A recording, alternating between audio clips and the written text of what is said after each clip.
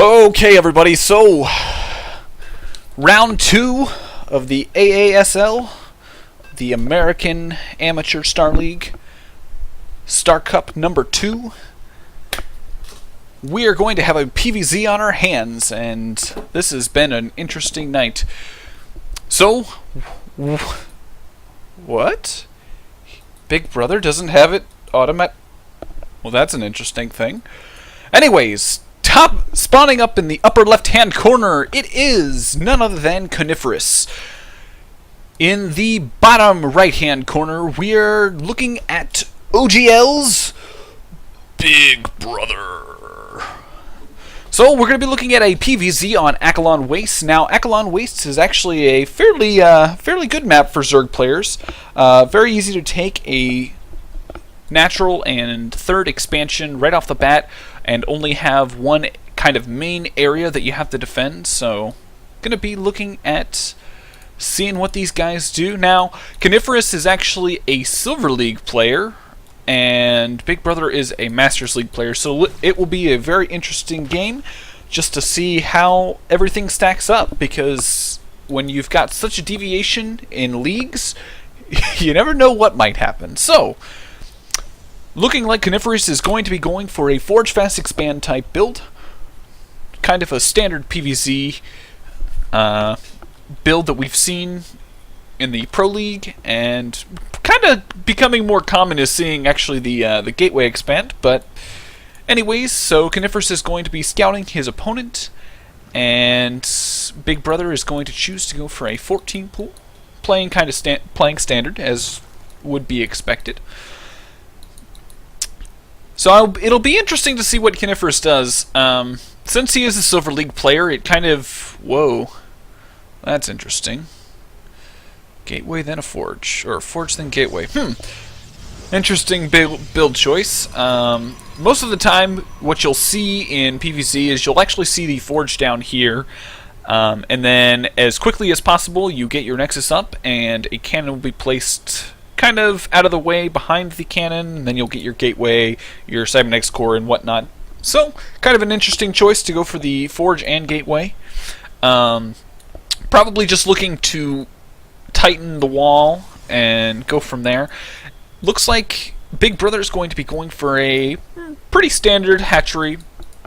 Only getting one set of lings so far, so definitely playing a little bit more on the greedy side, not too worried about any early aggression. Overlord's going to get in here and pretty much see everything that's going on. He is going to notice that there is no expansion, and it'll be interesting to see how he chooses to react to this. Generally speaking, if I were playing, I would probably say going for a really aggressive type play is probably looked for, but it looks like he's choosing to go for an early third expansion. So it'll be he's looking more for the late game, so be interested to see what tech path he chooses to go from this. Going to be getting up his queens going down to his natural, and then getting up his queen, and let's see, second, third queen, not quite on the way. Other than that, we're just going to be droning up and probing up. Now, it's interesting that he, Coniferous, oh, no, he does not have a full wall off, as this probe indicated. Back in the main base, we've got full mineral saturation and one gas. I'm not sure why he took the second gas if he is not planning on mining from it.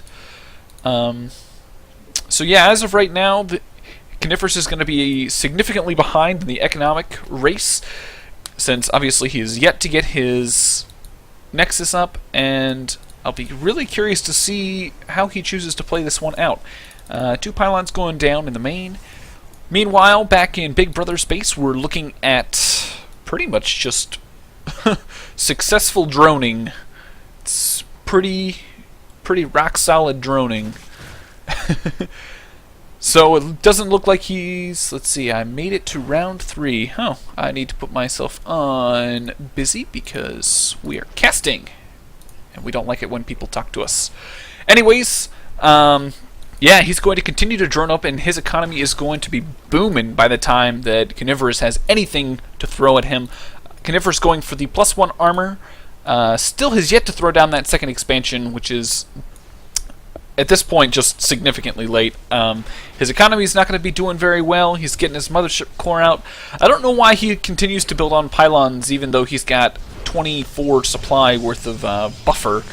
I guess trying to continue to keep his minerals down, I guess. Looks like we're going to see a Roach Warren from Big Brother. Pretty standard stuff. Big Brother has got to be happily droning. Just absolutely going bonkers. Sitting on, let's see, if we look at the units tab, he's sitting on 49 drones at the 7-minute and 30-second mark. That is significant. Obviously, he was able to skip all of his Zerglings for early game pressure because he knew his opponent was fully walled off. Now, I'd be curious to see if he chooses to go for some type of Nidus Worm play. I feel like that would be very effective. He could just simply pop this Overlord over into this kind of region, pop the Nidus down, and go bonkers. Big Brother going to be throwing down a macro hatch. So far, a very, very passive game from both players. Big Brother just happily droning up, getting his tech up, getting his soon-to-be upgrades, and just having a field day. Coniferous, on the other hand, is still fighting to get his supply up, not really being efficient at it. But then again, he's only on one base, so he doesn't really have that much production. Big Brother still sitting back, droning heavily, already up to 60 drones. Yeah, it's the 9-minute mark, and uh-oh. What is he going to say? He says, Big Brother. Okay. I wonder if he was...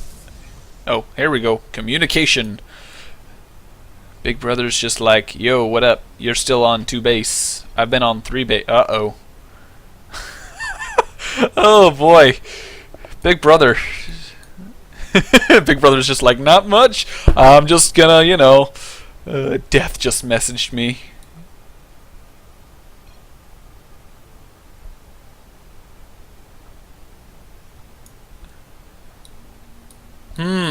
Well. Yep. Let's see.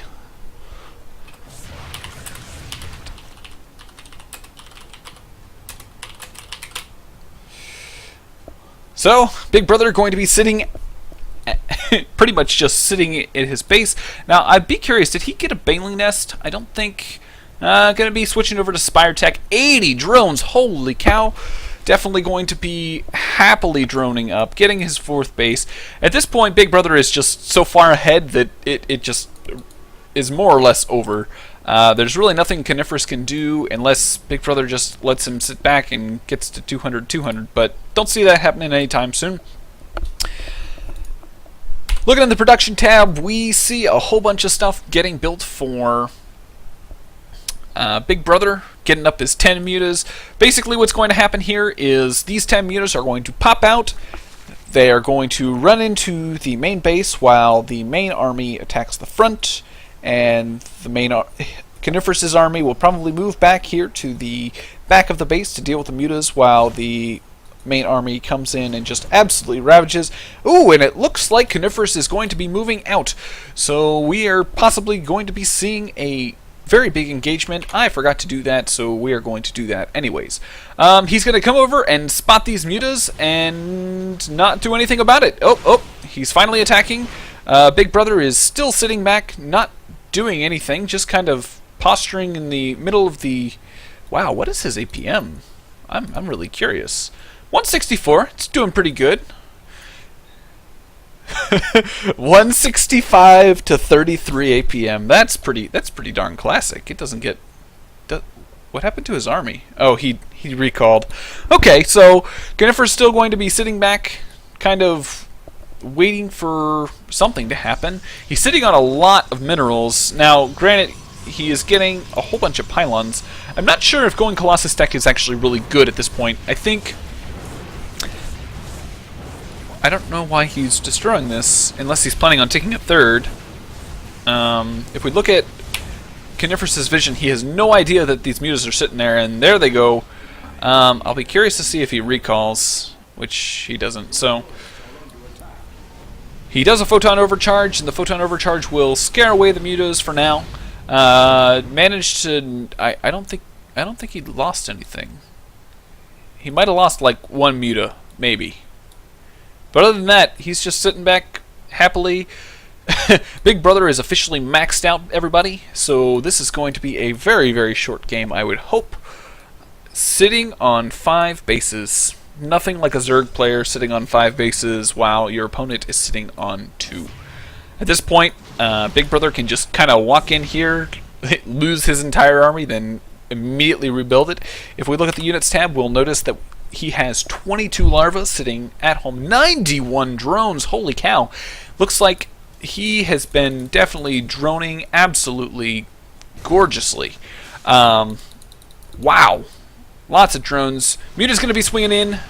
Hopefully we'll take out a lot of these probes, and the main army is going to swing back. The third is going to be denied. And at this point, he doesn't really know what to do. He's got a fairly decent army, but nothing to contend with. Oh, banelings! Lots of banelings! And what are these probes doing? I don't know what these probes are doing. What are these probes doing? Why are they out here? Is this an all-in? This has got to be, like... Yeah, this is totally all in. He's basically said, screw it, I'm just going for it, and let's see how a 66 supply Protoss deals with a 200 Zerg player.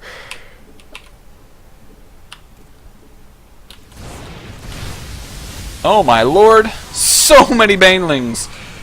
And that is the game. Wow. That's a shocker. All in. Was not very effective at all. Unfortunately for Coniferous, he just wasn't able to keep up with his Master League buddy. And this game is definitely going to be going to Big Brother. So just as a quick recap, that game was very, very one-sided. Big Brother was just able to sit back, drone up, happily tech, and I don't know what kind of upgrades. Let's take a look at the graphs and see where the upgrades were for Big Brother. Big Brother actually wasn't doing too decent in the upgrade department. It's kind of a little bit slacking. That's probably like 1 or 2 sets of upgrades. But overall, definitely kept ahead for the majority of the... no, for the entire game. Let's be honest. So... we will be back in a little bit with round 3. I hope you guys stay and enjoy. I will go ahead and put on some music for